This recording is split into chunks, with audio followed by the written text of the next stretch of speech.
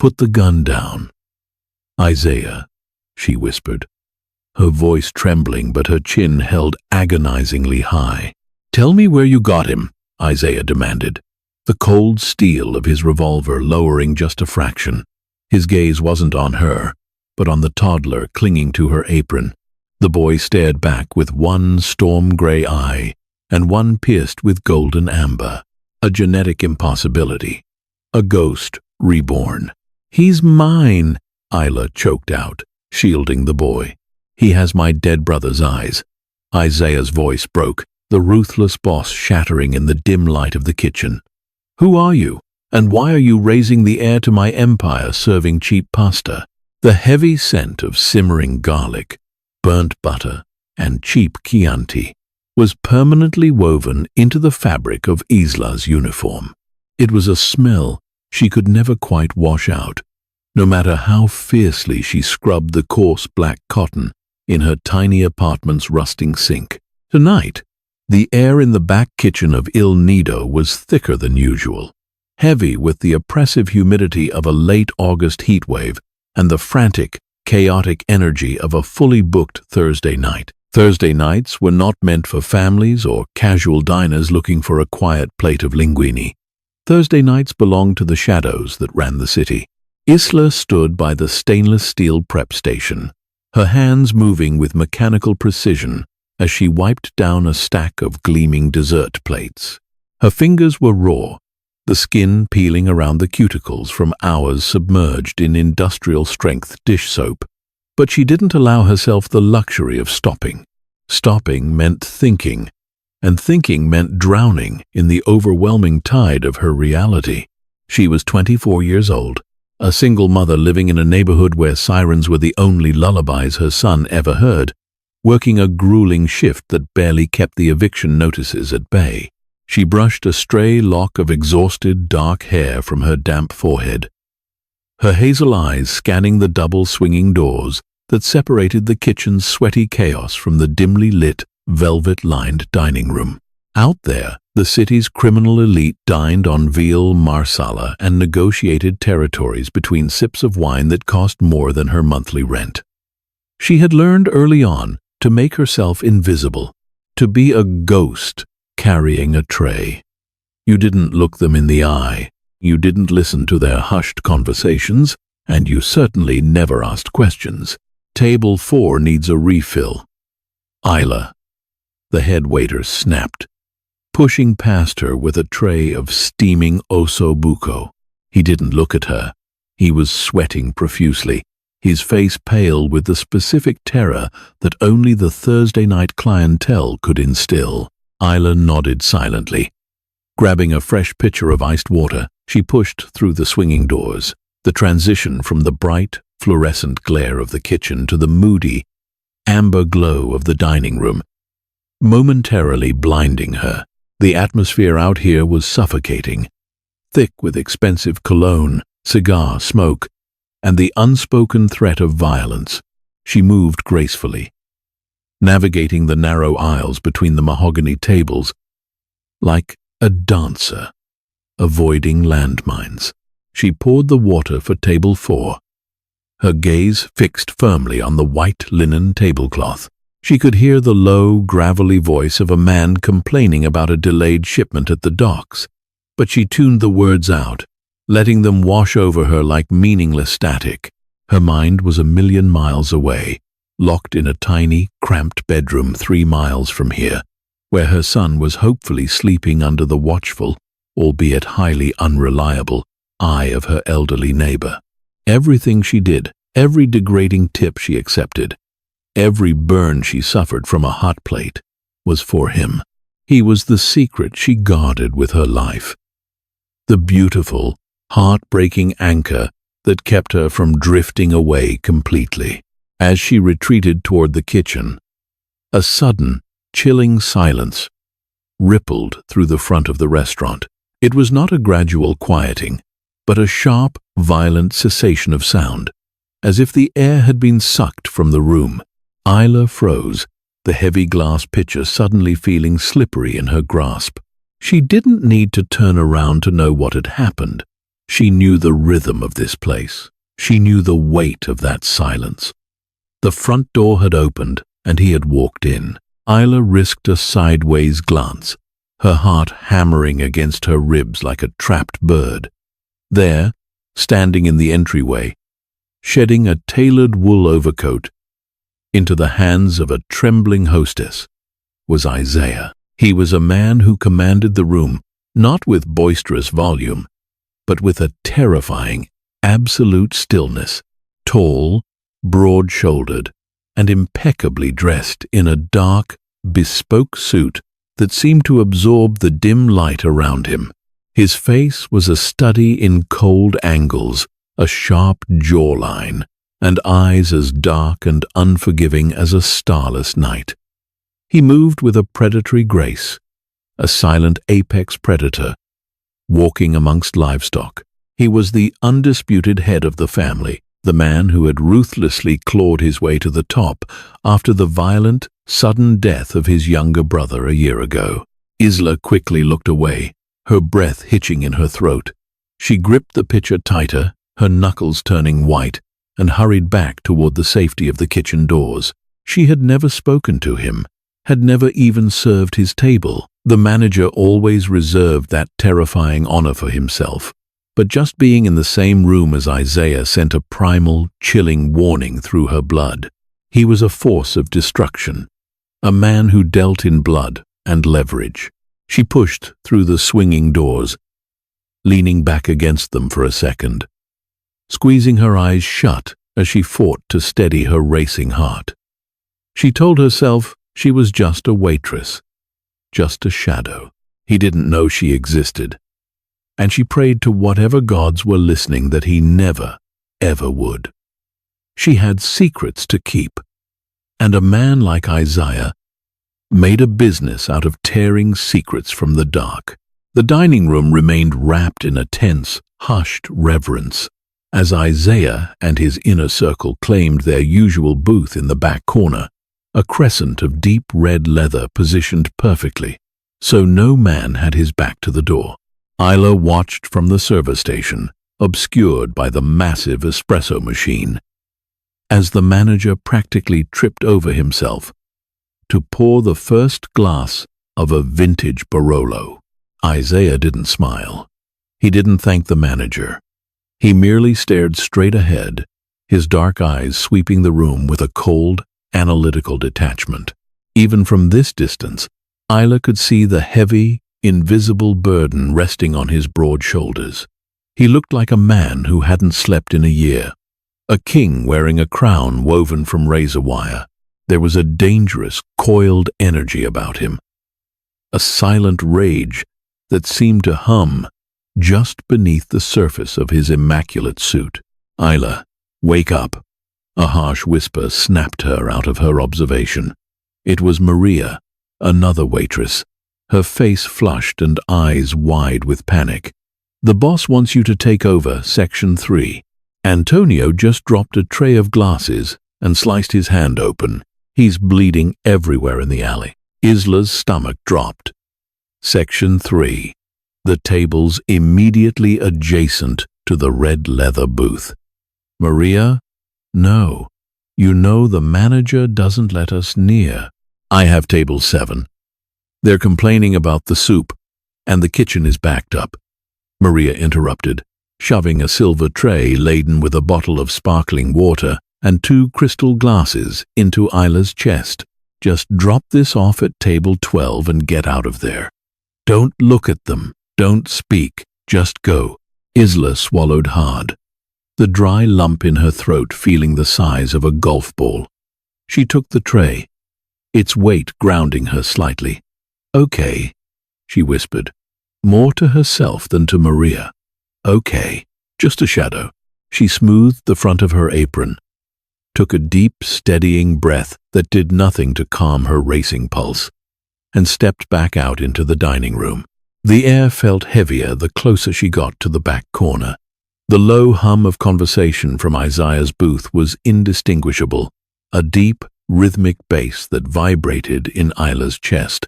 She kept her eyes glued to the parquet floor, measuring each step Table 12 was occupied by two low-level associates who were arguing in hushed, aggressive tones.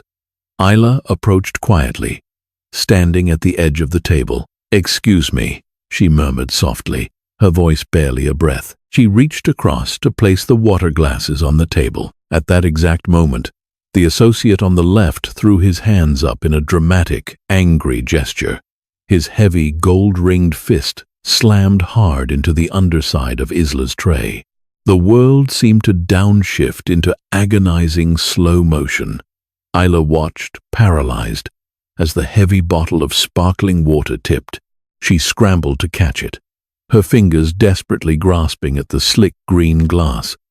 But she was a fraction of a second too late. The bottle hit the edge of the table, shattering with a sharp, violent crack that sounded like a gunshot in the tense quiet of the restaurant. Icy water and jagged shards of glass exploded outward in a glittering, destructive arc. Isla gasped, stumbling backward as the cold water soaked through her thin black shirt, the sharp sting of a small cut opening on her forearm registering a moment later. But it wasn't her own pain that froze the blood in her veins. The arc of water had not stopped at table 12. The momentum had carried the spray directly into the adjacent booth.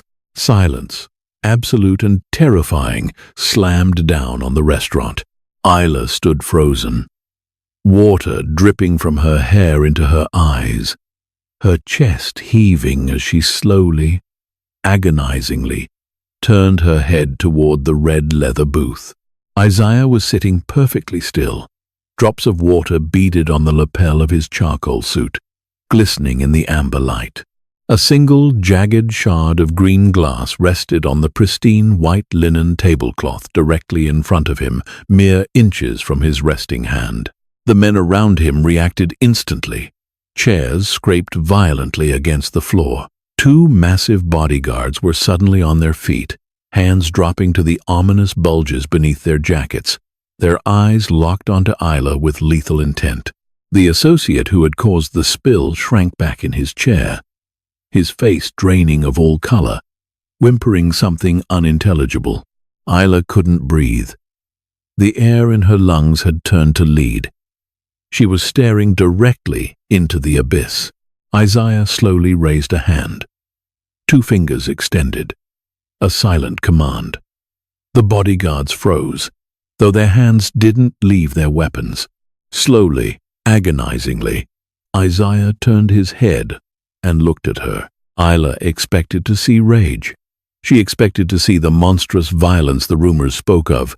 But as his dark, bottomless eyes met hers, she didn't see fire.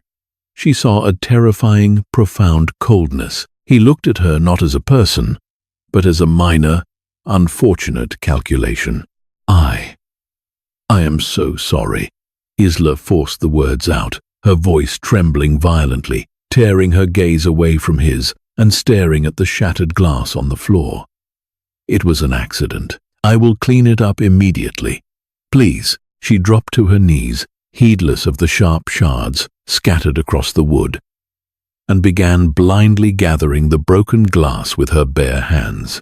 Her hands shook so badly she immediately sliced her thumb, a bright bead of crimson welling up and mixing with the spilled water. But she didn't stop. She couldn't stop. Leave it. The voice was a low, resonant rumble that seemed to vibrate through the very floorboards. It wasn't loud, but it carried absolute authority. Isla froze, her bloodied hands hovering over the mess. She slowly looked up from the floor, her hazel eyes wide with pure, unadulterated terror. Isaiah was looking down at her, his gaze dropping briefly to the blood welling on her fingers, then back up to her pale, terrified face. For a fraction of a second, the impenetrable mask of the mafia boss slipped, and a flicker of something unreadable curiosity, recognition, pity, passed through his dark eyes before being instantly locked away. "Get up," Isaiah commanded quietly. "Go to the back and bandage your hand. Send the manager to clean this." Isla didn't need to be told twice. She scrambled to her feet, clutching her bleeding hand to her chest, her head bowed in submission. She practically ran back to the kitchen, the swinging doors closing behind her, finally shutting out the heavy, suffocating weight of his stare. But as she leaned against the cool tile of the kitchen wall, gasping for air, she knew the truth. She was no longer a ghost. He had seen her. The heavy, metallic clank of the deadbolt sliding into place sounded like a death knell in the cramped, humid hallway of Isla's apartment building. She leaned her forehead against the peeling paint of the door, fighting back a wave of nauseating panic. It was 3 o'clock on a Thursday afternoon. Her shift at Il Nido started in exactly 1 hour, and Mrs. Gable, the elderly woman down the hall who usually watched her son, had just been taken away in an ambulance after a severe fall. Isla turned around, sliding her back down the door until she hit the scuffed linoleum floor. Across the tiny room, sitting on a worn second-hand rug, was her son. He was quietly stacking colorful plastic blocks, utterly oblivious to the catastrophe spiraling around him. "Mama?" he murmured softly, his tiny hands pausing over a yellow block as he looked up at her. Isla's breath hitched, the sharp, familiar ache piercing her chest as it always did when he looked at her. He had her dark hair, but his face, the slope of his nose, the stubborn set of his jaw was a miniature, heartbreaking replica of a man who was buried in a closed casket a year ago. But it was his eyes that were the true betrayal, the absolute proof of a bloodline she was desperate to hide. One eye was a stormy, slate gray. The other was a piercing, unnatural golden amber. A genetics anomaly, a beautiful, dangerous secret. "It's okay, baby," Isla whispered, forcing a fragile smile onto her face as she pushed herself up from the floor. "Mama just has to think for a minute." She pulled her cracked cell phone from her pocket and stared at the screen. She had no one else. She was estranged from her own family, having fled them to protect her son. She couldn't call off work. If she missed a Thursday shift, the manager would fire her on the spot. And without this week's tips, they would be sleeping on the street by the end of the month. There was only one impossible, terrifying option. 45 minutes later, Isla slipped through the heavy steel service door at the back of the restaurant, her heart hammering a frantic rhythm against her ribs. Slung across her chest, hidden beneath an oversized, ratty gray cardigan she had thrown over her uniform, was a baby carrier. The child was pressed warmly against her, mercifully asleep, his face tucked into her neck. She moved quickly through the labyrinthine back corridors of the restaurant, avoiding the main kitchen prep area. She navigated toward the rear storage room, a windowless, soundproofed cage used for securing high-end liquor and dry goods. The manager rarely came back here during service, relying on the inventory logs. Isla unlocked the heavy door with a stolen spare key, slipping inside and gently closing it behind her. The room smelled of dust, cardboard, and aged whiskey. She quickly cleared a space on a sturdy lower shelf, laying down a thick blanket she had brought from home. With agonizing care, she unclipped the carrier, lowering her sleeping son onto the makeshift bed. She surrounded him with his favorite stuffed bear and a small battery-operated fan to keep the stagnant air moving.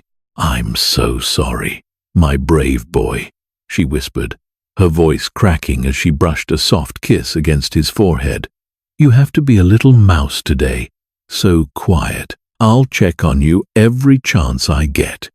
I promise." He stirred slightly, a tiny sigh escaping his lips, but his mismatched eyes remained closed. Isla backed away, the heavy knot of guilt and terror tightening in her stomach.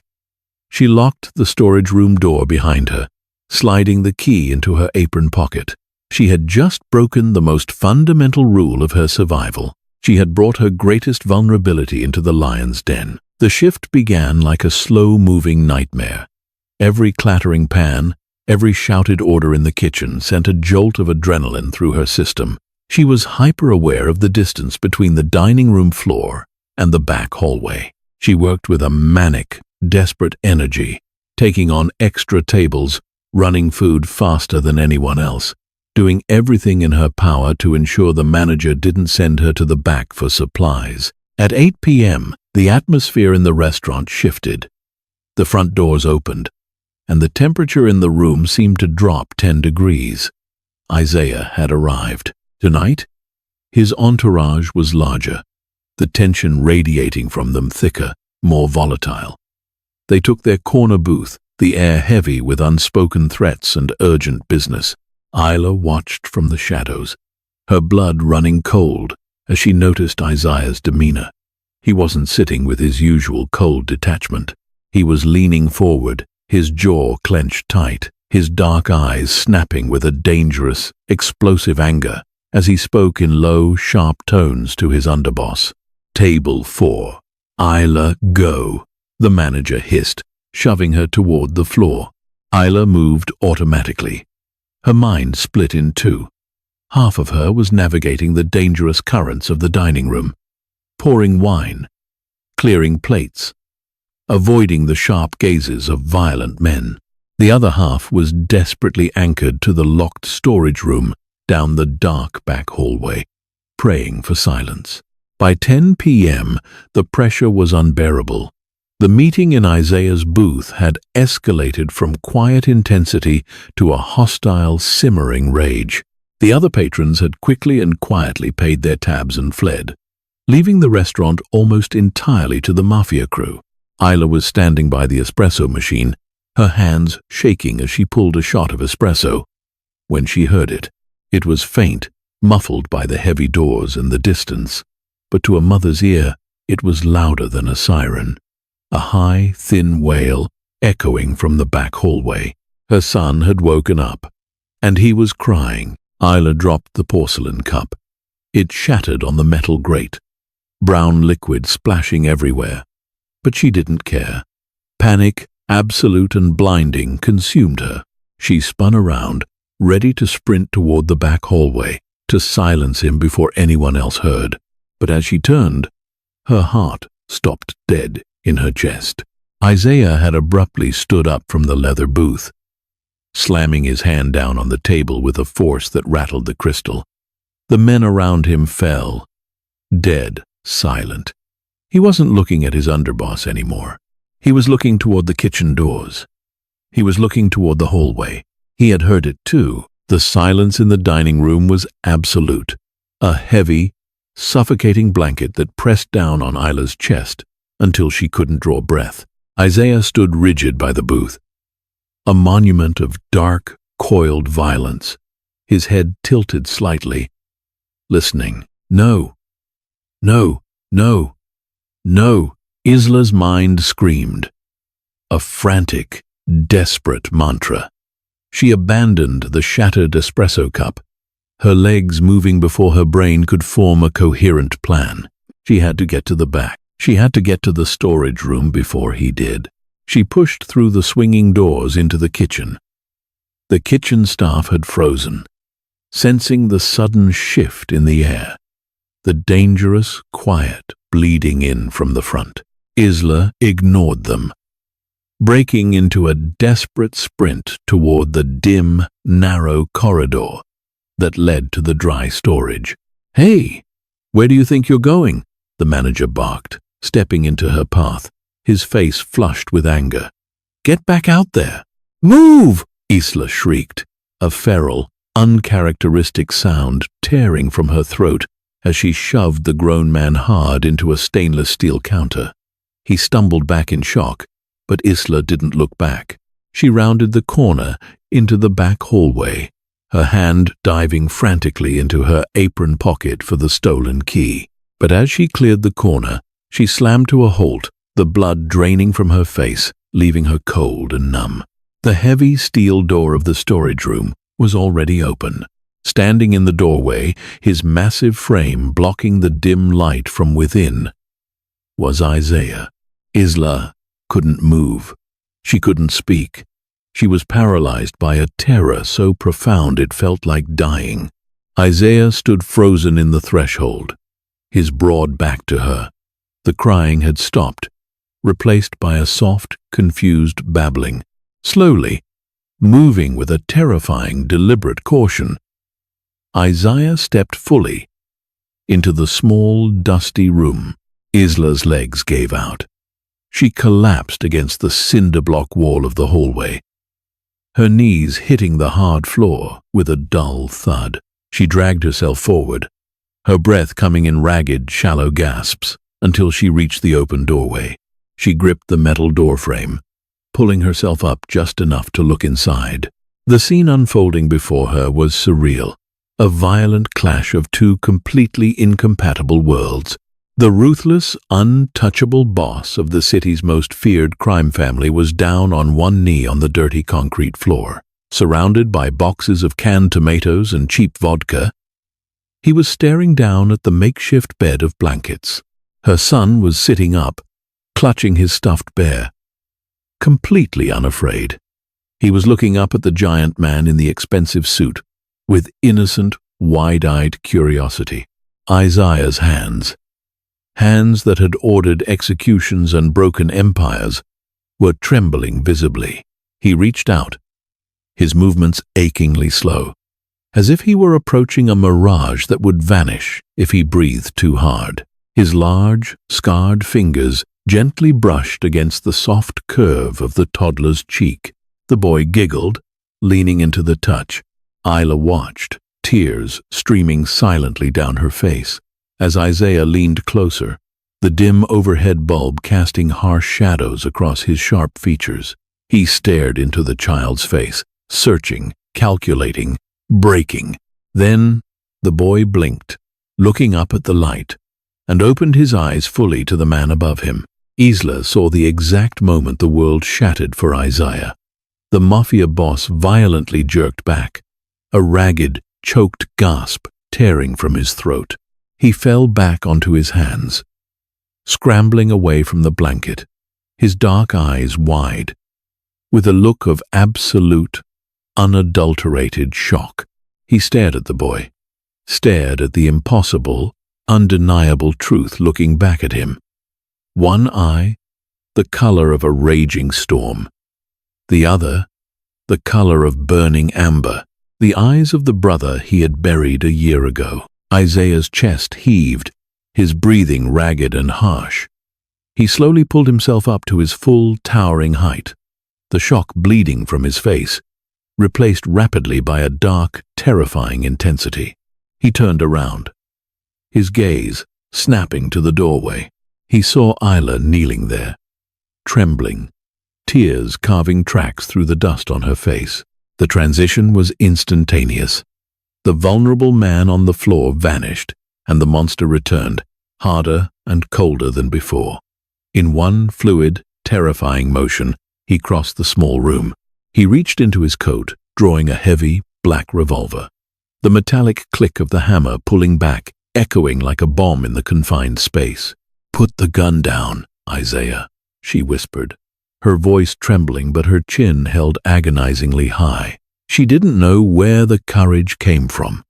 Perhaps it was just the final, desperate instinct of a cornered animal. "Tell me where you got him," Isaiah demanded, the cold steel of his revolver lowering just a fraction, pointing squarely at her chest. His gaze wasn't on her, but on the toddler who had now crawled over to cling to Isla's apron. The boy stared back at the man with the gun, one storm-gray eye and one pierced with golden amber. A genetic impossibility. A ghost reborn.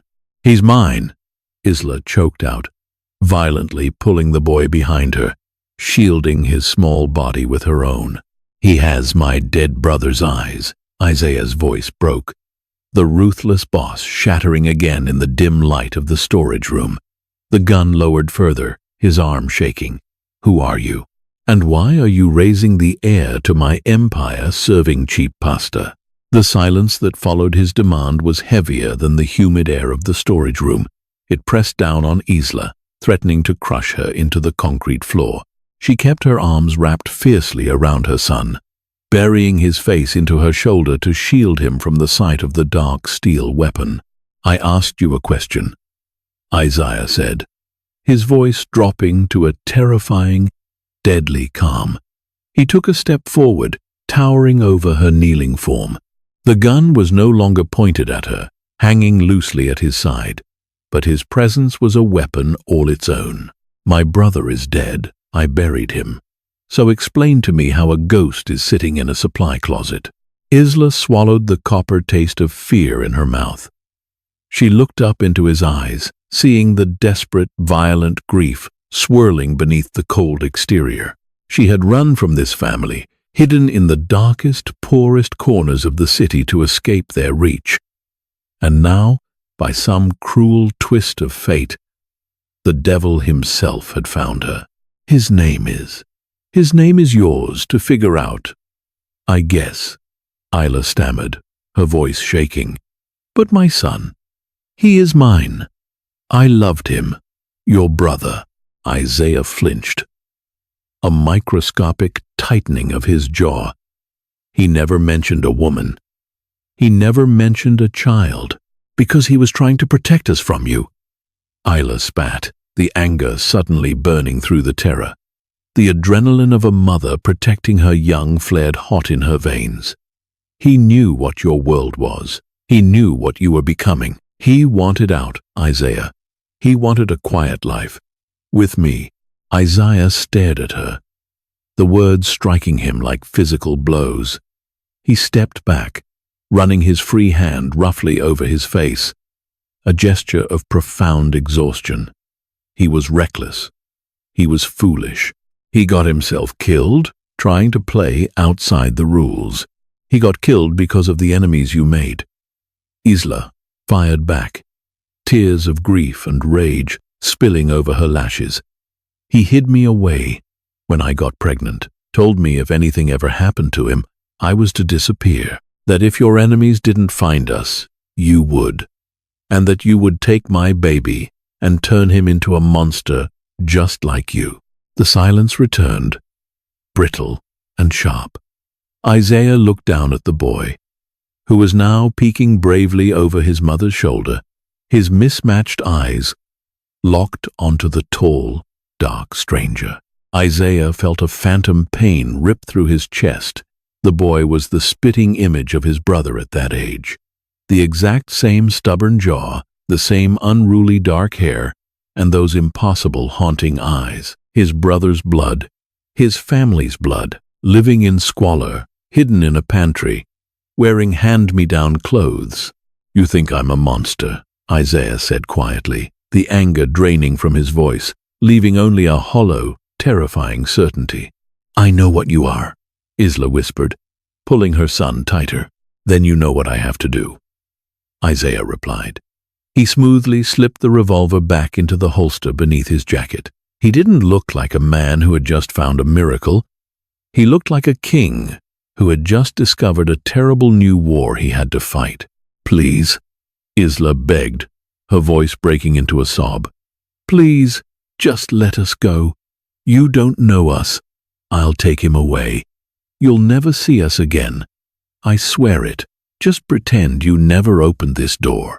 Isaiah looked at her, truly looked at her for the first time. He saw the exhaustion carved into the lines of her face, the raw, blistered skin of her hands from scrubbing dishes, the cheap, threadbare clothing. She had endured absolute misery to protect his brother's child.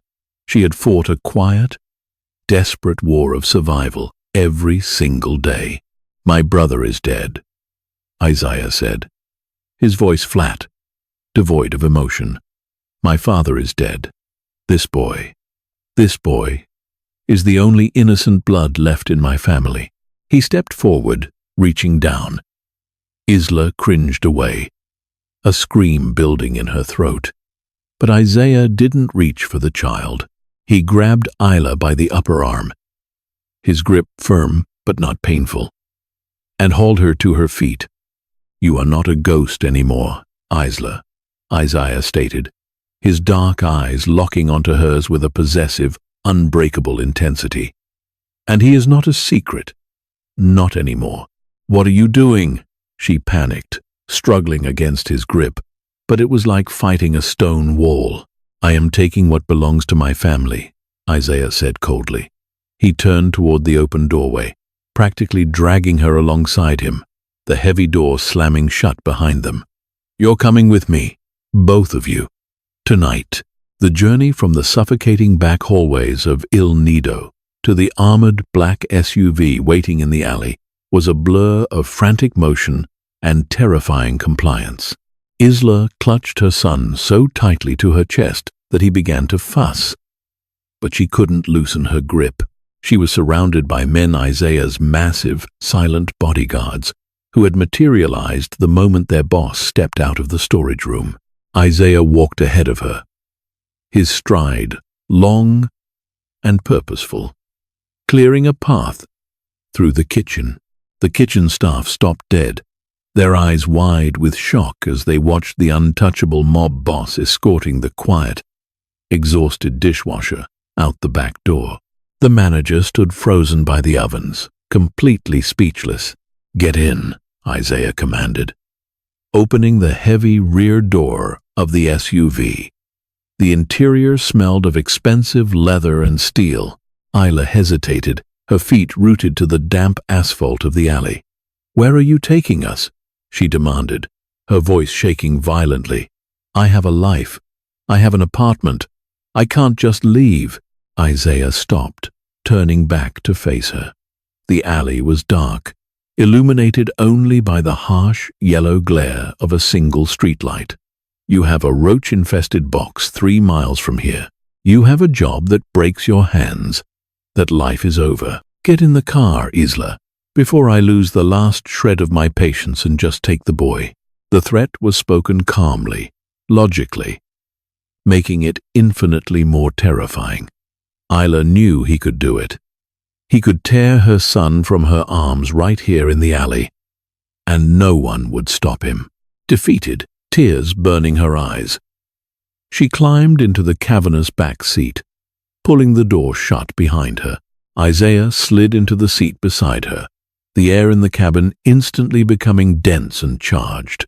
He tapped the glass partition separating them from the driver, and the massive vehicle lurched forward, pulling smoothly out into the neon-lit city streets. The ride was agonizingly silent. Isla stared out the tinted window, watching the familiar, gritty streets of her neighborhood blur past, replaced slowly by the towering, pristine high-rises of the city's wealthiest district. She was trapped in a moving vault with a man who dealt in death. She looked down at her son.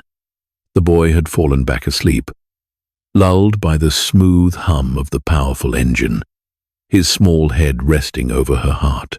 She wrapped her ratty cardigan tighter around him, a pathetic shield against the dark world they were speeding toward. "He's quiet," Isaiah observed.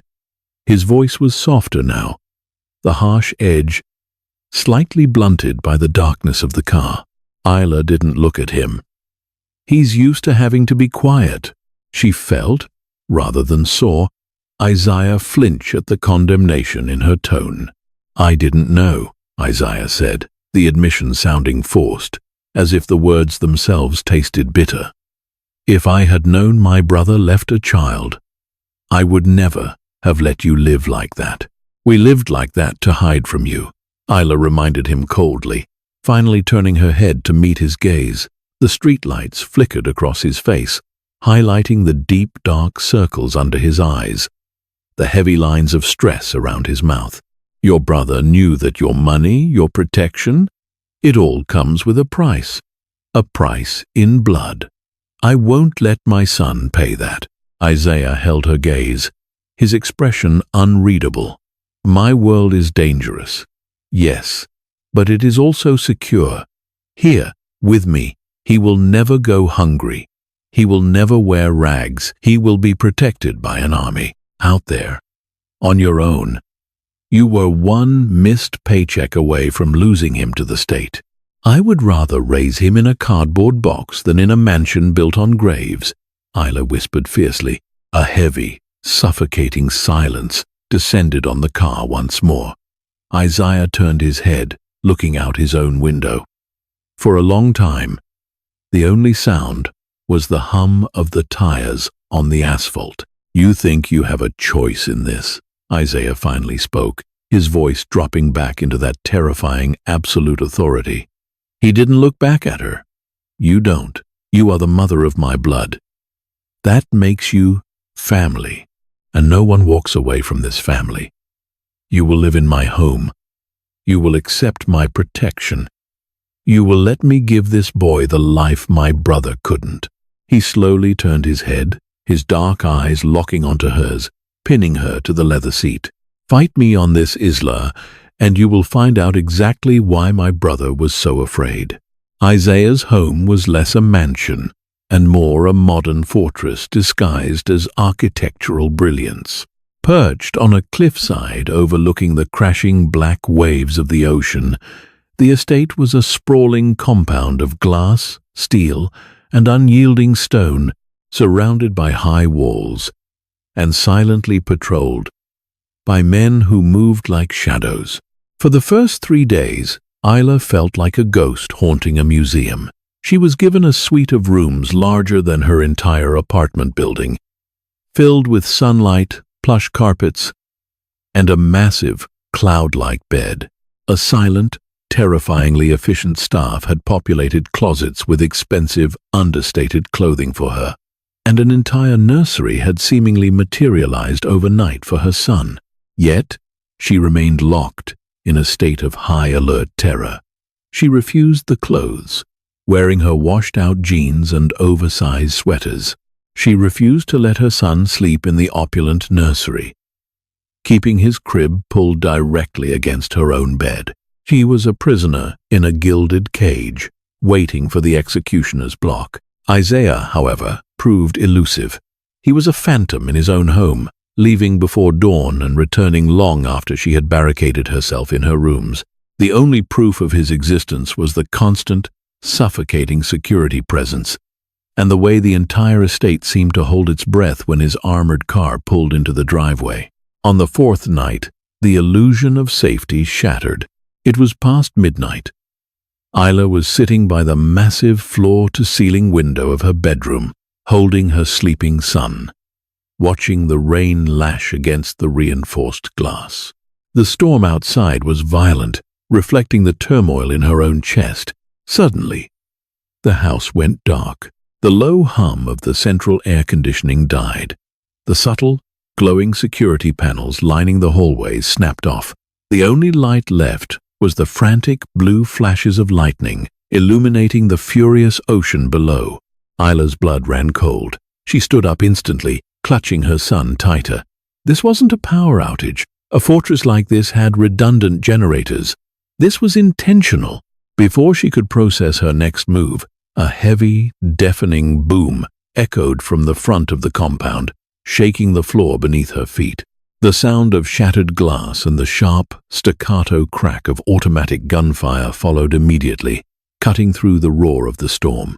Panic, sharp and blinding, consumed her. They were under attack. Her son whimpered, startled awake by the noise, his tiny hands gripping her sweater. "Shh, baby. Shh." Isla breathed, her heart hammering against her ribs like a trapped bird. She spun around, scanning the pitch-black room. The door. She had to lock the door. She ran toward the heavy oak door of her suite, fumbling blindly for the deadbolt. Just as her fingers brushed the cold metal, the door violently burst open. Isla screamed, stumbling backward, shielding her child with her body. A massive, dark figure lunged into the room. A flash of lightning illuminated the space for a fraction of a second, revealing the intruder. It was Isaiah. He wasn't wearing his impeccable suit. He was dressed in dark tactical gear, a heavy assault rifle slung across his chest, a sleek black handgun gripped tightly in his right hand. His face was a mask of absolute, lethal fury, streaked with rain and something dark that looked terrifyingly like blood. "Are you hurt?" he demanded, his voice a harsh, guttural bark that cut through the chaos outside. He didn't wait for an answer. Crossing the room in 2 massive strides and grabbing her by the arm. "What is happening?" Isla sobbed, struggling to keep her footing as he practically dragged her toward the center of the room, away from the glass windows. "The Moreno family," Isaiah growled, his eyes constantly scanning the dark hallway behind him. "They found out about the boy. There's a leak in my organization. They want to end my bloodline tonight to take the docks."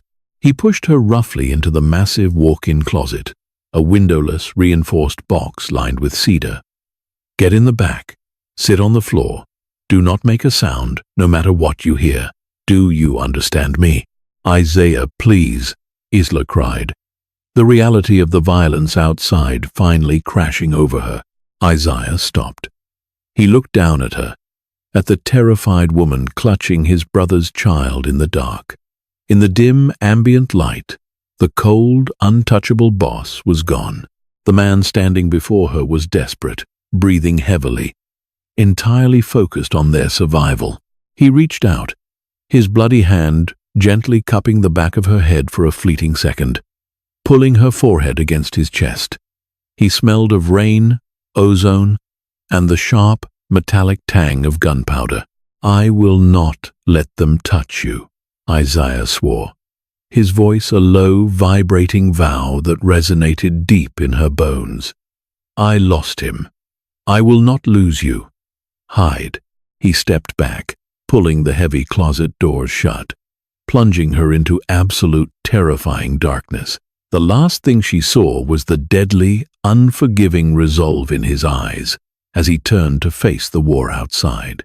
For an hour, Isla sat in the suffocating darkness of the cedar closet, her body curled tightly around her son, rocking him gently as he cried softly against her chest. Outside her wooden sanctuary, the world tore itself apart. The heavy, muffled thuds of gunfire, the violent crashing of furniture, and the shouting of desperate men bled through the walls, each sound a physical blow to her fraying nerves. She prayed. She prayed to gods she didn't believe in, begging for silence, begging for safety. She imagined the doors being ripped open by men who didn't care that her son was innocent. She imagined Isaiah falling, his dark eyes staring blankly at the ceiling. To her shock, the second thought hurt almost as much as the first. Finally, the gunfire ceased. The house fell into a heavy, ominous silence, broken only by the continuous drone of the storm outside. Isla didn't move. She held her breath, listening to the heavy, uneven footsteps approaching the bedroom. The closet doors slowly clicked open. Isla squeezed her eyes shut, bracing for the worst. "It's clear." The voice was rough, ragged, and exhausted. Isla opened her eyes. Isaiah stood in the doorway, framed by the pale gray light of dawn creeping through the shattered bedroom windows. He was a terrifying sight. His tactical vest was scored with bullet grazes, his dark shirt torn, and a deep, bloody gash ran along his left cheekbone, dripping slowly onto his collar. But he was alive. Isla let out a fractured sob, the tension rapidly leaving her body, leaving her weak and trembling. She scrambled up from the floor, clutching her child. "We have to move," Isaiah said, his tone purely logistical, though his chest heaved with every breath. "The compound is compromised. My men are clearing the bodies, but the police will be here in 20 minutes. We go to the safe house." The drive was a frantic, terrifying blur. They were loaded into a different, unmarked vehicle, speeding away from the coast and deep into the dense, forested mountains miles outside the city limits. The safe house was a stark contrast to the glass fortress. A small, unassuming, heavily reinforced cabin hidden entirely by ancient pine trees. Once inside, the heavy steel door locked behind them with a final, echoing thud. They were alone. The driver had remained outside to stand guard. Isaiah walked into the center of the dusty, dimly lit living room and stopped. The adrenaline seemed to suddenly evaporate from his body. leaving nothing but ruin. He swayed slightly, his hand reaching out to grip the back of a worn leather chair to steady himself. Isla watched him, still clutching her son. The terrifying mafia boss had been replaced by a battered, bleeding man who looked like he was barely holding himself together. "You're hurt," Isla whispered, her voice loud in the quiet cabin. Isaiah grunted, pressing a hand to his side, his face twisting in pain. "It's nothing. Just a graze." He tried to take a step toward the small hallway, but his leg gave out. He collapsed heavily into the leather chair, his head falling back, a harsh hiss of pain escaping his clenched teeth. Isla didn't think. She reacted. She set her son down on the rug. The boy immediately began playing with the fringe, exhausted but unharmed, and rushed to the kitchen area. She tore through the cabinets, finding a first aid kit, a bottle of cheap whiskey, and a clean towel. She returned to Isaiah, kneeling beside his chair. "Take the vest off," she ordered, her voice surprisingly steady. Isaiah opened one dark eye, looking down at her. "You shouldn't be doing this. You should be resting. You're bleeding on the floor, Isaiah." "Take it off." With a pained grimace, he managed to unbuckle the heavy Kevlar, letting it drop heavily to the floor. Isla unbuttoned his torn shirt, peeling it back to reveal his torso. The bruising was extensive, dark purple and black blooming across his ribs. Along his right flank was a deep, ugly laceration that was sluggishly bleeding. Isla uncapped the whiskey. "This is going to burn," she warned. "I deserve to burn," Isaiah whispered, staring at the ceiling.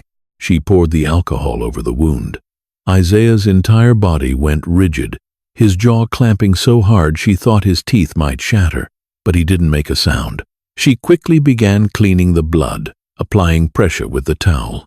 "You saved us," Isla said quietly, focusing on the wound to avoid his gaze. "You didn't have to come back for us. You could have fought them from the front." Isaiah looked down at her, his expression intense and heavy. "There is no us and them anymore, Isla. When I looked in that closet and saw you hiding, when I saw my brother's eyes looking back at me from the dark." He stopped, his voice failing. He reached out, his hand gently catching a stray lock of her dark hair, tucking it behind her ear. His touch was incredibly gentle, a stark contrast to the violence he had just committed. "I realized that if they took you, there would be nothing left of me worth saving." Isla's breath caught. She looked up, meeting his deep, shadowed gaze. The distance between them, the vast, terrifying chasm of their different worlds, suddenly felt incredibly small. She saw the immense weight of his life, the crushing loneliness of his power. For the first time, she didn't see the monster who ruled the shadows. She saw a man who was utterly, completely alone, bleeding on a chair, desperately trying to protect the only family he had left. And in the quiet of the mountain cabin, Isla realized with a terrifying jolt that the walls she had built to hate him were already starting to crumble. The mountains offered a tense, breathless sanctuary. For 5 days, they existed in a suspended reality within the small cabin. Outside, a shadow war raged across the city, as Isaiah's lieutenants brutally dismantled the Moreno faction. Inside, a different kind of quiet revolution was occurring. Isla watched Isaiah with her son. The terrifying, cold-blooded boss would sit on the dusty floor for hours, clumsily stacking wooden blocks, a rare, genuine softness, smoothing the harsh lines of his face when the boy laughed. He was patient. He was protective. He was everything his brother had been, but hardened by the cruel fire of the world. She also watched how Isaiah looked at her. It was no longer the possessive, calculating glare of a mob boss. It was a heavy, lingering gaze filled with a quiet, desperate respect. He watched her cook with limited supplies. He watched her soothe the child's nightmares. and he looked at her as if she were the only bright, untainted thing in his dark universe. On the evening of the 6th day, the satellite phone on the kitchen counter finally rang. Isaiah answered it. His voice was low, clipped, the deadly authority returning instantly. He listened for a long moment, said, "Burn the rest of their shipments. Make sure the message is absolute," and hung up. He turned around to face Isla, who was standing by the sink, drying a plate, her body rigid with tension. "It's over," Isaiah said, the heavy exhaustion returning to his voice. "The Merinos are finished. The city is secure. It's safe to return." Isla slowly placed the plate on the counter. She gripped the edge of the porcelain sink, staring out the small window into the darkening pines. The terrifying reality was rushing back in. The suspended animation was over. "Return to what?" Isla asked quietly. "To the fortress? To the bodyguards? To waiting for the next family to decide they want to end your bloodline?" Isaiah walked slowly across the small kitchen, stopping a few feet behind her. He didn't reach out to touch her, though the air between them vibrated with the urge to do so. "I can't change what I am, Isla," Isaiah said, his voice heavy with a deep, tragic resignation. "I can't step away. If I show weakness, if I step down, they will tear this city apart, and they will hunt you and the boy to the ends of the earth just to be sure. My power is the only shield you have." He reached into the inner pocket of his clean jacket and pulled out a thick, heavy envelope, placing it gently on the counter beside her hand. Isla looked down at it. Passports. New identities. Untraceable accounts loaded with enough money to disappear completely, Isaiah explained, his voice cracking slightly, betraying the immense pain the words cost him. "A private plane is waiting at an airstrip 10 miles from here. It will take you anywhere in the world. You can be free of me, free of this life. You can raise him in the light, like my brother wanted." Isla stared at the thick, brown envelope. It was everything she had fought for. It was the escape she had prayed for every night in her roach-infested apartment. It was freedom. "And what about you?" Isla whispered, turning around to face him. Isaiah smiled, a small, broken expression that didn't reach his eyes. "I go back to the dark. I run the empire.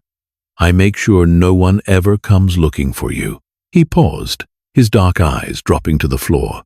"And I pretend I don't know what it feels like to have a family again." Isla looked at the man standing before her. She saw the scars, both physical and invisible, that covered him. She thought about the cold, lonely life waiting for him, a king ruling over ashes, and she thought about the way her son looked at him not with fear, but with a profound, innocent recognition. She slowly reached out, her fingers brushing the rough paper of the envelope. Isaiah tensed, bracing himself for the inevitable loss. He closed his eyes, preparing to say goodbye to the ghost of his brother, and to the woman who had accidentally breathed life back into his dead heart. But Isla didn't pick up the envelope. Instead, she pushed it slowly across the counter, away from her. Isaiah's eyes snapped open, a look of profound, stunned confusion crossing his face. Isla took a step forward, closing the distance between them. She reached up, her small, calloused hands resting gently against his chest, right over his racing heart. "I spent a year running from ghosts." "Isaiah," Isla whispered, her voice steady and absolute. Her hazel eyes locked onto his dark ones. "I spent a year trying to survive in the cold. I won't run anymore." "Isla, you don't know what you're choosing," Isaiah breathed, his hands coming up to hover uncertainly over her waist, terrified to touch her, terrified to believe it. "It's a life of shadows. It's dangerous." "Then we will learn to fight in the dark," Isla replied, rising slightly on her toes. "He is your blood, and you are his family. And I think I'm exactly where I'm supposed to be." Isaiah let out a shuddering breath, the last walls of his formidable defenses completely collapsing. He wrapped his massive arms around her, pulling her tightly against his chest, burying his face in the dark silk of her hair. He held her as if she were the only thing tethering him to the earth, a drowning man finally finding the shore. In the corner of the room, the child with the mismatched eyes slept peacefully, completely unaware that in the heart of the criminal underworld, a new, unbreakable family had just been forged in the fire. In the end, light isn't always found in the sun. Sometimes, it is fiercely guarded in the deepest, most terrifying shadows. Isla learned that true safety wasn't about running from monsters, but finding the one monster willing to burn the world down to keep you warm. Family is forged not just by blood, but by the scars we are willing to take for one another. If Isla and Isaiah's intense journey through the darkness touched your heart, please drop a like, share this story with someone who loves a fiercely protective romance, and subscribe for more gripping, emocional tal. What do you think Isla's life will look like as the mafia boss's queen? Let us know in the comments below.